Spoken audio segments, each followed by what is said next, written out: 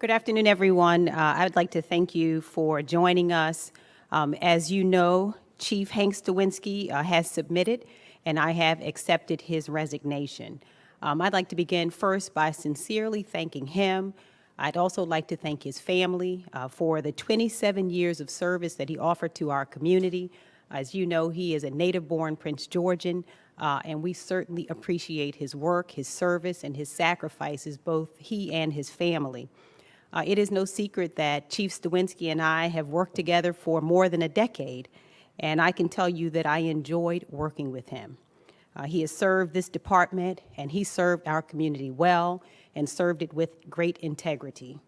His accomplishments as Chief of Police over the last 4 years have been many, but he created, and some of them are, it's maybe even too many to enumerate, but he created Chief on the Go, which allowed him to communicate directly with members of the community. He spearheaded the addition of 2 new district stations, District 7 and District 8, which increased police service to the community and reduced response times. We've seen a lot of success together, complete with this department, and I am confident that the success enjoyed by this department and this community will continue into the future. Nevertheless, to everything there is a season and a time to every purpose under heaven. And right now, we are in a different season.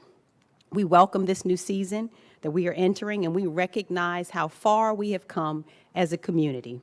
In Prince George's County, we have enjoyed an unprecedented 50% reduction in violent crime over the last 10 years, and that is an accomplishment hard-earned by both the community leaders and this department that no one can take away from us. We owe this success to this community and the hard work of the men and women of the Prince George's County Police Department. Our accomplishments have allowed us to stand out not only in the state of Maryland but across this country. Yet even still, we have challenges very similar to those that are woven across police departments across this nation. And unfortunately, these challenges are not new. Some of them are painfully familiar to me and others who grew up in this community that we all love so much. And although difficult and sometimes very frustrating, I want you to know that our challenges are not insurmountable. So in this new season, we will move forward with courage, honesty, transparency, and an even deeper commitment and resolve to give our level best to the people we serve who expect nothing less of us. And to lead us into this new season, I have selected Assistant Chief Hector Velez as our interim police chief while we conduct a national search for a new chief of police. Hector knows this department, and he is immensely qualified. He yields. His only mistake is that he is not a native-born Prince Georgian, but he yields from Brooklyn, New York, born and raised, proud of it, and we are proud of him. He has been with this department for 26 years, and he has served at every level, from patrol officer to assistant chief. And after he was promoted to lieutenant in 2004, Hector was selected to the International Association of Chiefs of Police Fellowship Program. During his time as a fellow, one of his most notable accomplishments was the designing, planning, and launching of the first Civil Rights Advisory Committee meeting in Memphis, Tennessee. He continued his work on the IACP's 2006 report, Protecting Civil Rights, a leadership guide for state, local, and tribal law enforcement. I'm confident that Chief Velez will bring his background and interim knowledge to his new duties as chief. We have a strong department with committed and intelligent men and women. It is a wonderful department, but Hector knows also our challenges, and he's ready to address them and hit them head on. I want to make something very clear. I am under no illusion that there aren't things that are broken in our police department. What I can tell you is that I am committed, however, along with Chief Velez and others, to conduct a comprehensive assessment to determine where our challenges are. This is a process that I can tell you didn't just start recently. This has been several months ago that we sought to bring in a consultant. We'll continue that work, and whatever we find that is broken, I assure you, I will fix it. As we approach this new season, I want to say thank you to the men and women of this department. I will make sure that you receive everything you need to succeed.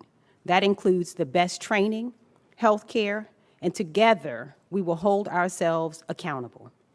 We'll do a lot of things right, but when we get it wrong, we'll acknowledge it and we'll correct it together. I want to say a hearty thank you as well to Prince Georgians, who continue every day to build a stronger community for all of our families. Prince Georgians have made us the crown jewel of Maryland. I say this without exaggeration. There is no finer community anywhere in the state of Maryland, and I put us up against any community anywhere in America. You are the absolute best that we can ask for. And so I want to thank you for your engagement. Prince George's County is strong because you are so engaged. You formed coffee clubs. You've been civically minded. I don't go to a meeting anywhere in Prince George's County that is not filled to capacity. Prince Georgians are engaged. They're active in this community. And because of their partnership, we have been successful and we will continue to succeed and make progress in our county. I want to thank you for your sacrifices, thank you for your engagement, and for always demanding and expecting the very best from us. You are why we continue to aim for excellence and transparency.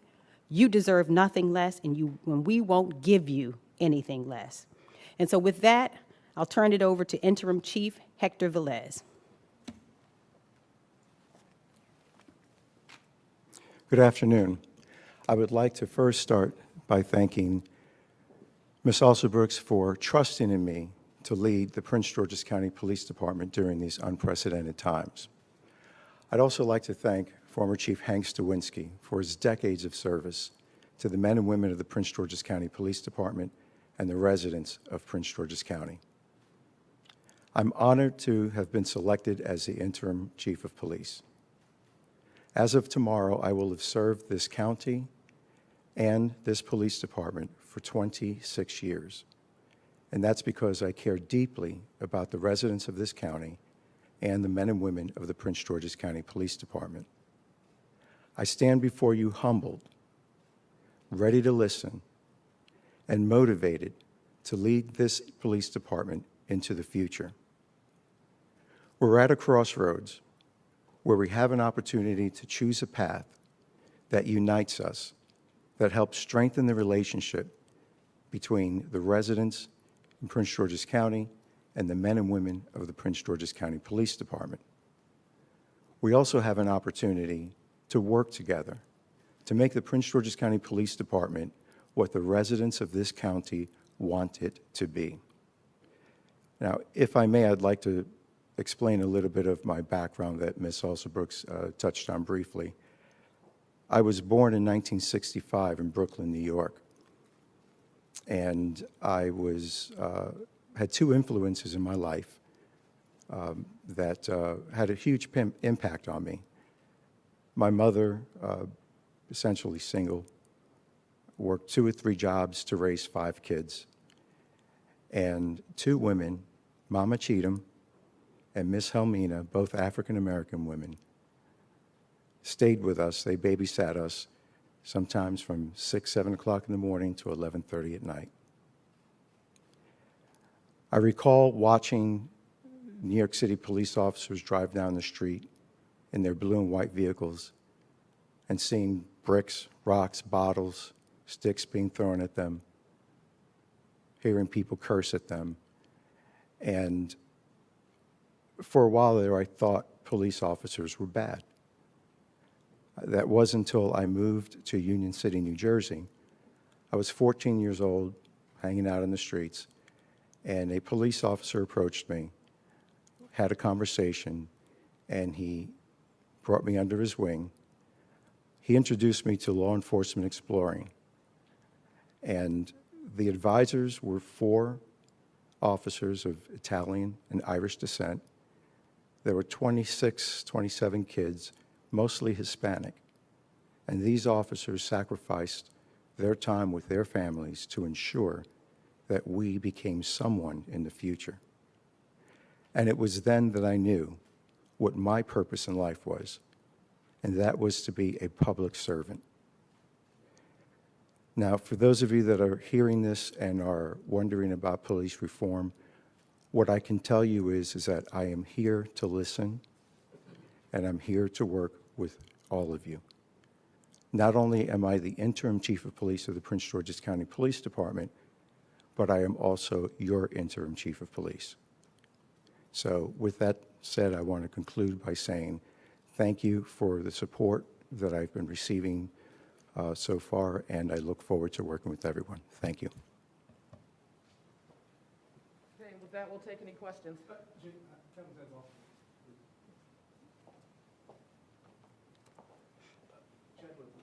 Thomas Bone. He expressed optimism with the department. But he said one recommendation he hoped the county would do is try to push for incentives to have more officers from the county or those who live in the county. Are there any particular incentives worked on right now to try to boost that? So I agree with him that, one of the goals we have is to increase the number of officers who live in Prince George's County. This is something that I have discussed, is one of the areas that we will work on is creating incentives to have more and more of our officers live in Prince George's County. I think that is very important.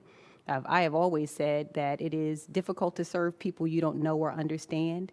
And it is not that it's impossible to know people when you live outside the county, but I think it does create a different relationship when you live in the county and you come to know people as neighbors. And so I think that is a very important thing, and I'll make sure that we work to create those incentives. Rachel? How much did the report that was released yesterday play into the decisions that were made yesterday? It did not. What I can tell you is my decision was made with a lot of thought. It was a very thoughtful decision that I arrived at after many, many months of not only thinking, but talking to a good number of people around our community, talking to some in the department. And so this is a decision that I arrived at after much thought, and it did not have anything to do with the report. In fact, I was. What was said by the folks in the community that led you to this point? Well, I won't recount every discussion I had, but just had the sense that it was in the best interest of our county and department. As I said, we're entering a new season, and I think that it was time to move in a different direction in terms of leadership, and I think that it was time. Rachel? I wonder, I know that you and Chief Stawinski worked in Annapolis on the police reform bills that he was pushing for. And I wonder, if you as chief, what you want to see, if that will still be a priority. Oh, absolutely. I've worked on transparency and accountability for my entire career. I know that Chief Velez, and we've had a chance to talk, and we're going to, of course, continue talking. But transparency is essential to service. You can't serve people who don't know you, as I've said. You can't serve people who don't trust you. And so having the public have information that is important to know the kind of people who are on our department, and I think it goes even further, to give us the tools that are necessary to protect our department. When there are individuals who commit acts of wrongdoing, I think you talk to any police officer and they would tell you that they too would like to have, to be surrounded by individuals who have a certain level of integrity. And so that transparency and integrity is really important, and having those records be public will be important, and I'll continue to work for those sorts of reforms. And is that the police going to release an unredacted version of that document that was released yesterday? I have to tell you that there's active litigation happening, and the documents that you're referring to are part of litigation, and so I can't comment on something that's a part of a lawsuit. So those documents that you can't talk about yesterday did make some accusations. Is that an accurate portrayal of this police department? What is included in that report? I would ask both of you to talk. Well, what I can tell you again is that report, that the allegations that you're referring to are part of a lawsuit. And so that lawsuit will be resolved in the place that it was filed, which is in the courtroom. But I can tell you that, again, I will conduct also an assessment, and we'll act on whatever we learn in our assessment. We're going to look top to bottom, and whatever the court decides. In the litigation that is pending in front of the courts right now, we will adhere to whatever the court decides there as well. But that is a matter, is the subject of litigation right now, and so we'll let that litigation play itself out in court. Ms. Alston-Brooks, you just said in your remarks that there's no doubt in your mind there are some things about this department that are broken. You just left it there. Could you provide any examples of things you really think are broken that Chief Les needs to get started on? Oh, absolutely. I have a great concern about mental health care and how we provide it to officers who have been involved in critical incidents, making sure that we provide that care often and early, and also making sure that, again, we have transparency in terms of the way we communicate with the public, hearing from them. So there are lots of issues, but the one I think I'd turn to first would be making sure that we have a strong enough mechanism, not only in terms of screening, but how we evaluate officers' fitness during the time that they are in service, because these are difficult jobs. Sometimes our officers encountered things that ordinary people don't see. And making sure that we care for their mental health care, I think, is not only beneficial to the officers and what we owe them, but it is, of course, what we owe the public. And let me say this about what's broken. You're going to hear me say that about all of government. I'm not content to sit and not evaluate not only the police department, that's the fire department, that is all of government. It has been our design to make sure that this government is as nimble as it can be. And so I don't feel that there's anything different with saying, you know what, we ought to look at, and we're never going to be afraid to look at not only the police department, but look at all of government and find the ways that we can do things better and the ways that we can serve the public better. Can I grab a follow-up, please? Yesterday, Bob Ross said that the NAACP was calling for Chief Stawinski to resign. The timing of this occurred shortly thereafter. How significant was it that the NAACP, which has frequently been in partnership with the police department on conversations, had changed its position? How significant was that yesterday? Well, we obviously respect the NAACP. Bob Ross has been a partner, not only to me as an elected, but he's been a partner to this department. He's been a person who's been very active and at the table with us. And so we value his role, and we value the role of the NAACP and all of the advocacy and community groups in the county. I mentioned the coffee clubs. All of those groups are very important to us. And their feedback and input will continue to solicit. Oh, I was just gonna say, I wonder when you say it's time for a different season, if you'd be able to specify a bit more, are those internal issues that were on your radar in terms of issues raised in the lawsuit, or is it some external things like the videos you've seen of the officers in Linwood Park or issues like that? Can you discuss that? I think what's happening, not only what we see locally, but what's happening nationally requires a deeper look at how we develop relationships between communities and police. It requires a deeper look at how we do this work. And so I don't think that we're any different than any other community across the country, but what I can tell you is that we're going to do the hard work that's required to always make sure that we are standing tall as a department, that we continue to protect our community, but that we do so in a way that respects the humanity of the people that we police. Those relationships are critically important to us, and as well as making sure that we are hearing from. One of the things that you heard Interim Chief Velez say is that we listen. That is really important, and we'll continue to make sure that we are actively listening inside the department as well as listening to our community leaders and always making decisions that are best for this community. County Executive, would you consider the interim chief for a full-time position? And a second question for you as well. There was a telehealth or a teletown hall held yesterday where some colleagues of mine heard you describe a personal experience witnessing a family member and interact with sheriff deputies in another area. How is that impacting? So the first question is absolutely, we are conducting a national search for our new chief of police, but that means that Interim Chief Velez is a person who can also be considered for that. But I have discussed with him the fact that we are conducting a national search. And you heard me reference my great-grandfather, who was murdered in Seneca, South Carolina in 1956 on 4th of July. And I can tell you, what I say about that is, unfortunately, there are too many families. My family is unfortunately not in a distinct position, but too many families who have stories to recount. There is a collective trauma, I think, that has happened to too many families in America. And my family is no different. When my grandfather was murdered by a sheriff's deputy, my family fled Seneca, South Carolina, following that incident, came here when my mother was 9 years old with my grandmother and other family members who still live here. And my mother was so traumatized by that particular incident that she went to school and didn't talk. And so this is, and so whether that has an impact or not, it just motivates me to continue to work to make sure that every family has the opportunity to enjoy the American dream.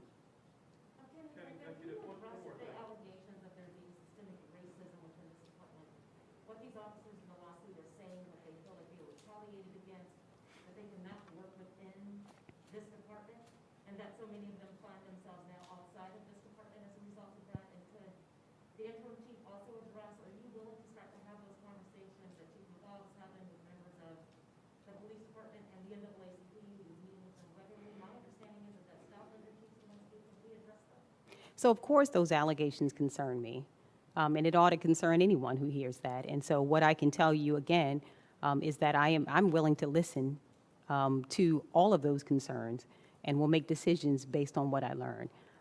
But it concerns me. Of course it does. I don't want any person, be because of race or any other designation, to feel discriminated against or to actually be discriminated against. So I take that very seriously, and will work to do our very best to make sure every person who works in this department feels that they have equal opportunities to succeed, and that that this department continues to grow. Executive, I'm sure Chief Velez possesses all of the qualities, but could you describe your ideal candidate for this job? What do you want to see in a new chief? I think that that experience is always important. It's what I look for in all of top leadership, is an individual who not only can talk about policing and the science of policing, but who can demonstrate success in that area. A person who's served in leadership, a person who not only understands the value of a strong strategy to fight violent crime and to keep crime at low levels, but a person who also understands community relationships, how to build them and how to use them in their crime-fighting strategies. And so looking for that mix of a person who has a very strong background in terms of strategy and the science of policing, but also a person who understands community relationships. You said this is something you've been thinking about for months, and looking at for a long time, but I wonder, was there one thing that prompted you, or was there a specific incident or something that prompted you to ask for the chief's resignation? Did that happen yesterday?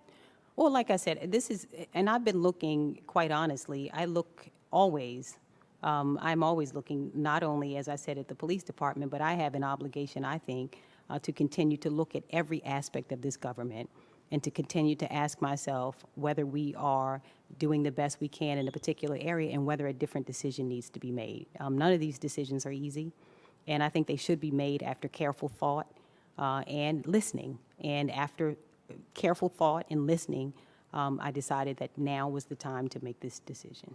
Chief Velez? Well, he submitted it yesterday, and I accepted it. Chief Velez? You mentioned that you're a veteran of the department, 26 years, you've been done through a lot, seen a lot. What are some of your vision right now that you would like to see for the department? As Ms. Alsoberg stated, doing a comprehensive review of the agency, that will give us a good starting point, having someone from the outside look at our processes and to inform us as to where we can do better. And once we have that analysis, then we can move forward from there. But at this point, it's analyzing where we are as an agency today. And Chief, I'll ask you to answer that question about, would you be willing to meet with these groups within the police department, to go back to that practice of having conversations with folks within the department? And are you going to take a look at that document that was put together by that independent expert? So I believe that partnerships are extremely important, and that's the way you get work done. Constant communication, and being transparent are very important. So in terms of meeting with groups, I'm always willing to meet. And as far as the document is concerned, I cannot comment on that at this point. Do you think there's any there with these allegations, as someone who's been in this department for as long as? Do I think? Man of color, do you think that what these Again, officers are alleging? I'm not going to comment on that. It's in litigation. Thank you. I ask a big picture question. All around the country, we've heard phrases like defund the police, major departments, including Minneapolis, talking about the reconstituted police department, massive reform. Do you think that Prince George's County is going to look at a process like that, or is, No, how would you characterize it? yeah, no, I don't think, defunding the police, as I understand, that term does not mean that you defund the police. What we are looking at, and I have announced what we intend to do, is you look always to see whether there are areas where it's appropriate to realign spending to constantly match the values of your community. And one such area that I recently looked at was a part of a capital budget for a new training facility, public safety training facility, where I decided that it would be smart to use those dollars for mental health and addictions care treatment center to help some of our vulnerable population so that those individuals might be cared for by medical professionals rather than what we have learned through data, which tells us that 70% of all of the individuals who come to our Department of Corrections each day are intoxicated when they arrive. And we learned as well that a third of those individuals who come to our Department of Corrections are mentally ill. So rather than treating those individuals in jail, it is, I think, a community value that we should treat those individuals with dignity in healthcare facilities where they can be treated rather than having them be treated in jails. So that's an example of how I think it is a smart thing to constantly look at the way we are allocating our dollars, but that is not defunding the police. So you don't view this as a need to reconstitute or completely No. inside out reform the police department? Well, those are two different concepts. So, yeah, let me be clear about that. Okay, we are, the reconstituting, it sounds, if I know what you mean by that, that sounds like a whole different concept. But to constantly look at our systems and decide whether those systems are operating at maximum efficiency and to institute the reforms that are necessary to make sure that our department continues to be the strongest department that it can be, yes. I think the concept that you described is something slightly different. County Executive, there are sources who are telling us that there was a meeting with officials as recent as Wednesday to discuss Chief Stawinski's work. Can you confirm that, and also, can you also talk about the independent review and expect that to be finished? So I won't discuss internal meetings that I have with people who, internal meetings. But I will tell you that we are working through our Office of Procurement as we speak to bring on a consultant and to acquire a consultant. And again, we will announce when we have that entity working, we'll let you know. But this is something that we've been working on through our Office of Central Services now for a little while. No, we're in the procurement process. Anything else? One final question, just about the lawsuit. We've been hearing millions of dollars have been spent on the lawsuit that the police officers filed.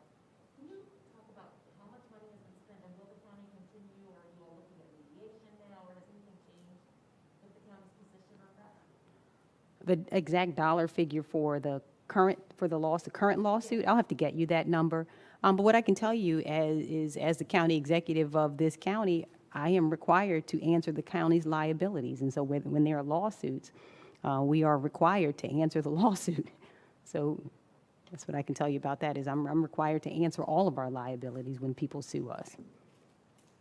All right, thank you, everyone.